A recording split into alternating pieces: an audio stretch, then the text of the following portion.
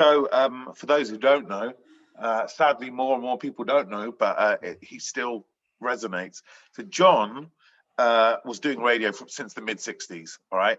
And John managed to be at the center of every nodal point of music from the mid-60s onwards. So when no one was playing punk on radio, John was playing punk on Radio 1. You get me? He was like the king of the underground and also the king of eclectic musical choices. You know, you tuned into any of his shows, essentially you'd just get punk, reggae, dub, bhangra, jingly jangly indie guitar music, world music. You know, I'd switch on before I got heavily into music in my early teens, and I'd think, how come I'm listening to classical Arabic music on Radio 1, you know? Then you switch on 15 minutes later and proper hardcore dub, Abashanti, Jah Shaka, dub, reggae, you know what I mean? Not commercial reggae. So John did that, and John was at the nodal point of everything that happened, as I say, from the late 60s all the way through to even grime. He was one of the first guys to start playing. I mean, he wasn't the first guy to start playing grime. Grime came out of the British black community, but in a world where there weren't any proper hip-hop shows apart from Westwood's show, and Westwood was all about the kind of American hip-hop at the time. Yeah. John would play grime. So John Peel, the individual, is also a way of looking at life. John Peel is an individual who was born, lived, and died like an angel, all right?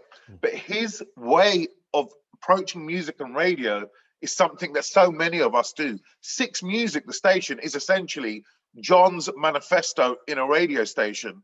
Everything I've ever done on the Asian network is essentially John Peel's manifesto on the Asian network. That's why when you tune into my show, you will be hit with the Northern Sisters, quickly followed up by some drill, some Tamil drill coming out of South London, followed by the latest, greatest Bhangra music. And then next thing you know, you've got some proper hardcore rappers from Uttarakhand in India, you know what I mean, or Karachi. So John Peel, hero and icon, but also a way of doing music. So a way of living in that way, because from his and can music. I just say something? You know, something you mentioned. When I first started, I got to know John pretty well, but the most standout thing for me was in the first week I started on Radio 1. It was like a Charlie in the Chocolate Factory. I got told, you're going in this room. In those days, you had all the daytime shows in one room and all the specialist shows in another room. So this other room, you know, Tim Westwood, John Peel, Trevor Nelson, etc., Annie Nightingale, you know, all these people. And I got told it's like hot desking. That's kind of your desk. You can share it with this other guy who works with John. And so I sat down, and on the first day, John Peel walks in, and I can't even breathe. Then he sits down next to me, and this beautiful face turns around and he smiles and he welcomes me to Radio 1, and then starts asking. And when I say starts asking, I don't mean, are you going to play this Asian music? He really starts asking, oh, are you more into a LARP and Upper Sangeet?